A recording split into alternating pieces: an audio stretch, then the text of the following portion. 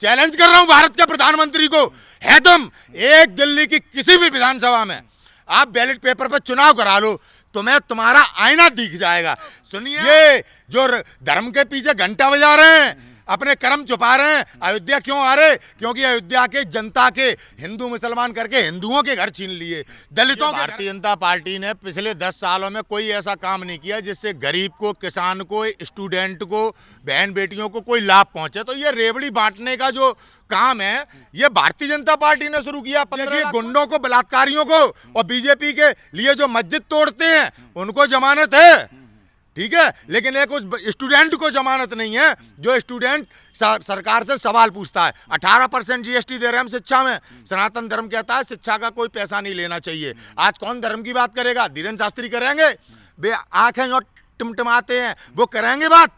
आज शिक्षा पर 18% जीएसटी लग रही है। श्री राम के नाम पर धर्म के पीछे खड़े होके ये गुंडागर्दी और ये अत्याचार जो छुपाए जा रहे हैं। अब अरविंद केजरीवाल आ गए ना अपनी लाइन पे, 18,000 रुपए देंगे मंदिर के पंडों को, जो पंडों को, और दलितों के बच्चे, जो बीपीएससी वाले डबल इंजन की सरकार है, जो दिल्ली में जेएनयू में बच्चे पिटे, अपने सारे मुख्यमंत्री के अधिकार खो दिए अरविंद केजरीवाल ने, दिल्ली को चला नहीं पा रहा। दिल्ली चुनाव की घोषणा हो चुकी है। एक फेज में 5 फरवरी को चुनाव होंगे, 8 फरवरी को चुनाव का रिजल्ट आ जाएगा। सभी पार्टियां इस बार इस बात का दावा कर रही हैं कि इस बार उनकी सरकार बनने वाली है। दिल्ली में ये 8वां चुनाव होने वाला है। शुरुआत में पहले दिल्ली में जब लोकसभा के चुनाव हुए थे, ये 1950 के समय हुए थे, उसके बाद ही जो है दिल्ली राज्य को भंग कर दिया गया था और उसके बाद फिर चुनाव नहीं हुए। उसके बाद 1993 से चुनाव हुए और अब जाकर 8वां चुनाव होने वाला है। और इस चुनाव में आम आदमी पार्टी, बीजेपी और कांग्रेस लगातार इस बात का दावा करे कि इस बार वो बहुमत में सरकार बनाने वाले हैं। जहां पिछले 10 साल से लगातार आम आदमी पार्टी की सरकार है, तो उसके 15 साल पहले शीला दीक्षित के नेतृत्व में कांग्रेस की सरकार रही, लेकिन पिछले 10 सालों में पार्टी का खाता तक नहीं खुल पाया। तो इन्हीं सारे मुद्दों पर बातचीत करने के लिए हमारे साथ हैं, वायरल मैन हैं नितिन सेंगर जी, जिनको कई चैनलों पर आप देखते हैं। सेंगर साहब, पहले तो आपका स्वागत है हमारे चैनल पे। थैंक यू भाई साहब। क्या कहना चाहेंगे जिस प्रकार से अभी दिल्ली की राजनीति में एक सबसे बड़ा मुद्दा जो बना हुआ है कि फ्री की रेवड़ी, चाहे वो आम आदमी पार्टी हो, चाहे वो कांग्रेस, चाहे भाजपा, सभी फ्री की रेवड़ी पे जो है प्रश्न भी खड़ा कर रहे हैं और खुद भी वही काम कर रहे हैं। क्या कहना चाहेंगे? देखिए, भारतीय जनता पार्टी ने पिछले 10 सालों में कोई ऐसा काम नहीं किया जिससे गरीब को, किसान को, स्टूडेंट को, बहन बेटियों को कोई लाभ पहुंचे। तो ये रेवड़ी बांटने का जो काम है ये भारतीय जनता पार्टी ने शुरू किया। 15 लाख कौन दे रहा था? 2 करोड़ रोजगार कौन दे रहा था? और क्या मिला? उसके बाद केजरीवाल जी फ्री की लाइट, फ्री का पानी। पिछले 10 सालों में क्या किया? दिल्ली में एक बिल्डिंग बनवाई, एम्स बनवाया, कोई दिल्ली में कोई कॉलेज बनवाया, कोई यूनिवर्सिटी खड़ी करी? केवल फ्री के नाम पे जनता वास्तविकता ना देख पाए, अपनी परिस्थितियां ना देख पाए। कितना टैक्स लगा रहे हैं मोदी जी? टैक्स लगाते हैं गब्बर सिंह टैक्स, अरविंद केजरीवाल फ्री देते हैं। इनका जितना इधर से फ्री टैक्स से उतना उधर से घरी। तो नरेंद्र मोदी जी की सरकार और आम आदमी पार्टी एक सिक्के के 2 पहलू हैं। अरविंद केजरीवाल जी हैं तो आरएसएस से, इनका पीछे का इतिहास देखिए। सस्पेंड क्यों हुए थे ये सर्विस से? क्यों हुए थे? क्योंकि इन्होंने बहुत बड़ा घोटाला किया था। चोर है अरविंद केजरीवाल। ये सस्पेंड हुए थे या इन्होंने खुद वीआरएस लिया था? अरे वीआरएस का तो आपका खाम का, वो जब कहते नहीं है कोई मामला हो जाता है तो उस मामले के बाद में बैठ के टेबल पे बातचीत हो जाती है, ठीक है, समझौता हो जाता है। तो वो समझौते का आधार बता रहे हैं आप, समझौते का आधार समझ में आई? तो ये इनकी वास्तविकता है। आज किरण बेदी क्यों नहीं दिखाई देती? कांग्रेस के शासन में तो इंदिरा गांधी जी का इन्होंने सुनो गाड़ी का चालान काट दिया था। आज राज्यपाल है, कभी टीवी पे दिखी? कहाँ राज्यपाल है? दिल्ली नहीं जानती होगी कहाँ है। वैसे आपकी अदालत चला रही थी। तो ये वास्तविकता नरेंद्र मोदी की सरकार में ना जनता बोल पा रही है, ना नौजवान बोल पा रहा है, ना किसान बोल पा रहा है, ना बहन बेटियां बोल पा रही हैं। न्याय नाम की तो चीज़ नहीं है। जब देश की गोल्ड मेडलिस्ट बेटियों को न्याय नहीं मिल रहा और बड़े बड़े मंचों से इनके जिम्मेदार नेता माताओं बहनों का अपमान करते, स्वयं प्रधानमंत्री मोदी जी ने ममता बनर्जी जो दीदी हैं उनका अपमान किया कि बरमुडा पहन लो दीदी, ओ दीदी। इसी तरह आप बिदुड़ी जी देखिए, आतिशी जी का अपमान कर रहे हैं, प्रियंका जी का अपमान कर रहे हैं। मैनपुरी के चुनाव में देखिए आप डिम्पल यादव जी का अपमान किया। देखिए किस तरह से बलात्कारी बिल्किस बानो के उनको जमानत है, लेकिन एक आम आदमी को उमर खालिद को जमानत नहीं है।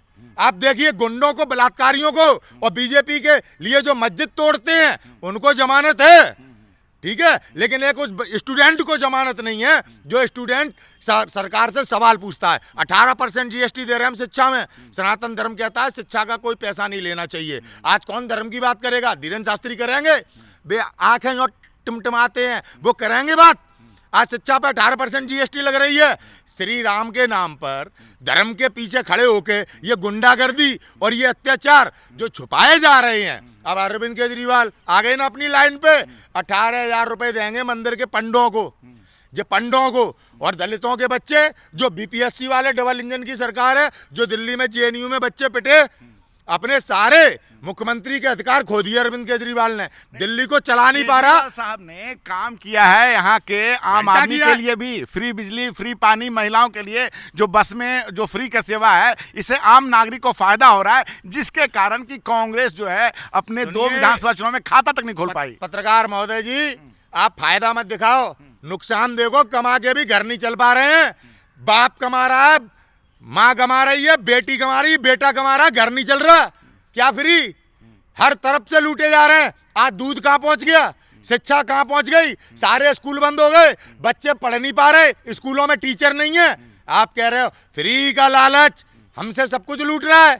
आप लोगों के कारण पब्लिक गुमराह हो रही है। तो कर्नाटक में जो कांग्रेस सरकार दे रही है, बिजली यूनिट फ्री दे रही है, उस पर क्या कहना चाहिए? कांग्रेस पार्टी ने कभी भी इतना लंबा शासन किया, किसानों का कर्जा माफ किया, लेकिन फ्री में कभी कुछ नहीं दिया। योजनाएं दी, राहत पहुंचाने का काम किया। कोरोना में भी बोले थे राहुल गांधी जी कि हर देश के नागरिक को, गरीबों को 8,500 रुपए दो, लेकिन नहीं दिए गए। अब चुनाव के टाइम पे आज घर भी दिए जा रहे हैं। 2100 रुपए का लालच देके आप अपनी जो जनता को प्रताड़ित कर रहे हैं, गब्बर सिंह टैक्स लगा के स्कूल कॉलेज बर्बाद करके नौजवानों की आवाज दबा रहे हैं, किसानों की आप आवाज दबा रहे हैं इस लालच को देकर। तो कांग्रेस को जो अभी घोषणा करी है कि प्यारी बहन योजना करके 2500 रुपया देना है, तब तो ये चालू ही नहीं करना चाहिए था। आप उनका कह रहे हैं कि वो नहीं दे रहे। ये आपने देश में परिस्थितियां ऐसी कर दी हैं।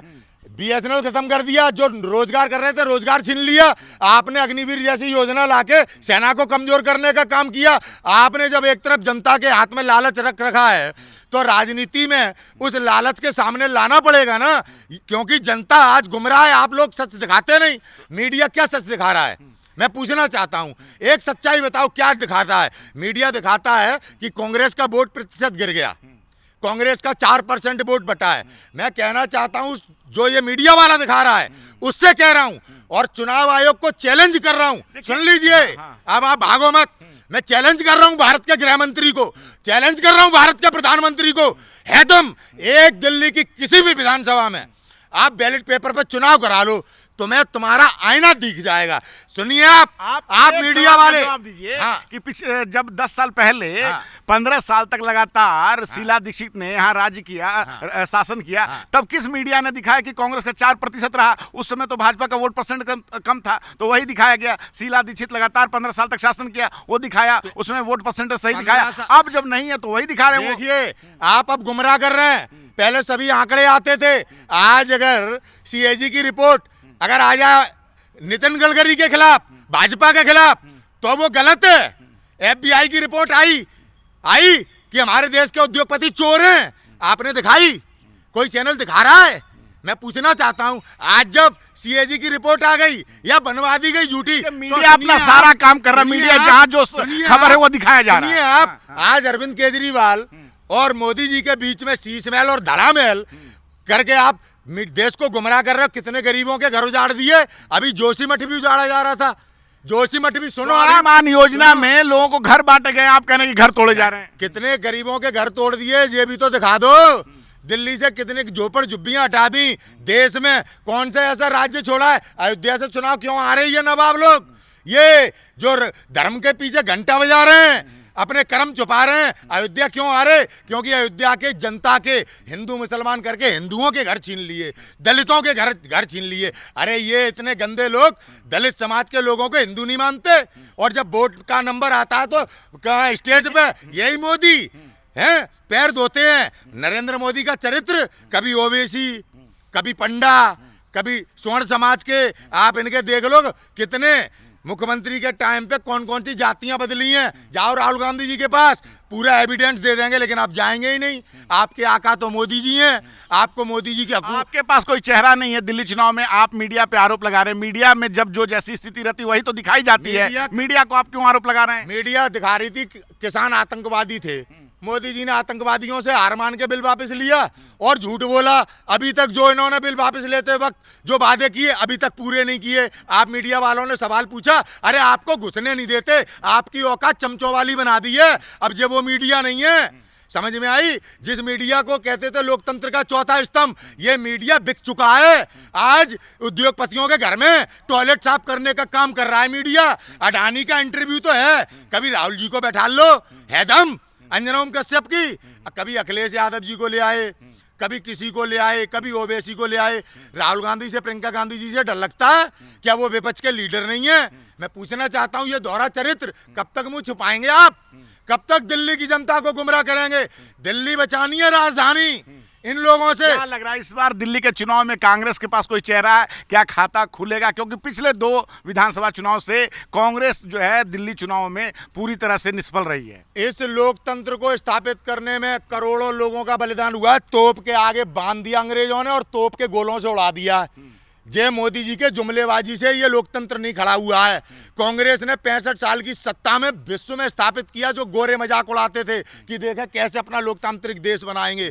सभी रुकावटों को लड़कर झेलकर जनता के हित में काम करके लोकतंत्र स्थापित किया है। आज हिंदू, मुसलमान, सिख, ईसाई को बाबा भीमराव अंबेडकर के संविधान को बचाना है। दिल्ली को राजधानी को सुरक्षित करना है। आज लालच में ना है, अपना वोट एक तरफा। आज पार्टी का महत्व नहीं है, आज बाबा साहब के संविधान का महत्व है। आज अगर एक बेटी सुरक्षित है, अगर एक परिवार आज अपने घर में सुरक्षित है, वो बाबा साहब के संविधान के अधिकारों से। वरना बीजेपी तो कभी भी एक नोटिस चिपका के घर तोड़ देती है, फिर हिंदू मुसलमान करती है। आपने देखा नहीं है क्या कि किस तरह से संविधान को माथे से लगाते हैं नरेंद्र मोदी? अच्छा, दिखावे को, और जिनने इस संविधान के अधिकार दिए उनका तो नाम नहीं लेते आप। आज दिखावे का प्रचार कर रहे हैं। वास्तविकता भी तो दिखाइए, वास्तविकता तो दिखाइए कि किस तरह से 150 सांसदों को निलंबित करके संसद में कानून बनाए जाएंगे। ये संविधान का पालन है। मैं पूछना चाहता हूं, चुनाव आयोग की नियुक्ति में सभी अधिकार अपने हाथ में रख के सुप्रीम कोर्ट के चीफ जस्टिस ऑफ इंडिया को जब कार्रवाई ठीक से नहीं चलने दिया जाएगा तो क्या होगा? क्यों किया? क्योंकि आप अपना चुनाव आयोग गुलाम बना सकें जो आपको चुनाव जिताए। समझे? देश बेवकूफ नहीं है, यह है इंडिया। और सुन लेना, दिल्ली की जनता से मेरा निवेदन है, राजधानी को बचाओ। आज पार्टी नहीं बचानी है, सरकारें चल रही हैं। दिल्ली को सुरक्षित करो, उस कांग्रेस के हाथ में दो जिसने इस दिल्ली को बसाया और आपको अधिकार दिए। हिंदू मुसलमान किसका हेतु हुआ? क्या हिंदू का हेतु हुआ या मुसलमान का हेतु हुआ? हित हुआ उद्योगपतियों का। आज देश की जीडीपी कहाँ है? चाइना ने हमारी भूमि घेर ली, कोई बात करता है? तो कांग्रेस को मातृभूमि, कांग्रेस की नीतियां ही और वैसी नहीं है कि जनता उनको चुने, तो इसमें मीडिया को आप क्यों दोष? कांग्रेस की नीतियां थी जो पेंशन मिल रही थी, कांग्रेस की नीतियां थी आरटीआई मिला, कांग्रेस की नीतियां हैं जो राशन मिल रहा है, कांग्रेस की नीतियां हैं जो स्टूडेंट एक पावर हुआ करती थी। आज हमारे संविधान के सभी अधिकार छीन लिए केवल यही माथे से चूम चूम के, और आप जैसे मीडिया वालों की वजह से देश गुमराह है। वरना स्टूडेंट पावर वो पावर है कि कभी यूनिवर्सिटी में पुलिस घुसती नहीं थी, लाइब्रेरी में घुस के बच्चों को मारा, बेटियों को कैसे बहन बेटियों को प्रताड़ित किया जाता है। क्या हुआ हिंदू यूनिवर्सिटी में? किसने किया था? बनारस में बेटी के साथ छेड़छाड़। जो मोदी के साथ खड़ा है, जो योगी के साथ खड़ा है, वो बलात्कार कर रहा है। 1 जनवरी को पिछली साल 8 किलोमीटर तक बेटी खसेड़ी गई। किसने किया? भाजपा नेताओं ने किया। जागो, लालच में आओगे तो पता नहीं कैसे दिन देखने को मिलेंगे। दिल्ली को आज राष्ट्रवाद दिखाना है और कांग्रेस को सत्ता में लाना है। यही है हमारा मुकाबला उन ताकतों से जो संविधान के खिलाफ षड्यंत्र कर रही हैं। चलिए ठीक है, आपको जीत की शुभकामनाएं। और जिस प्रकार से नितिन सेंगर साहब ने कहा कि कांग्रेस की नीतियों से ही देश का कल्याण हुआ है, और अगर दिल्ली का कल्याण फिर से करना है, लोगों के अधिकार को वापस लाना है, लोगों के लिए सही नीतियां बनानी है, तो दिल्ली के चुनाव में कांग्रेस के लिए ये वोट मांग रही है या कांग्रेस को ये जिताना चाहते हैं, ये इनकी राय है। आप क्या सोचते हैं? आप अपनी राय हमें जरूर बताएं। नेशनल दस्तक की आपसे गुजारिश है कि अगर इसको बचाना चाहते हैं तो नेशनल दस्तक को सब्सक्राइब करने के लिए रेड कलर के सब्सक्राइब बटन को दबाएं, फिर बेल आइकन की घंटी दबाएं। नेशनल दस्तक को बचाने के लिए बहुत ज़रूरी है कि हर खबर को शेयर करें, लाइक करें, कमेंट जरूर करें।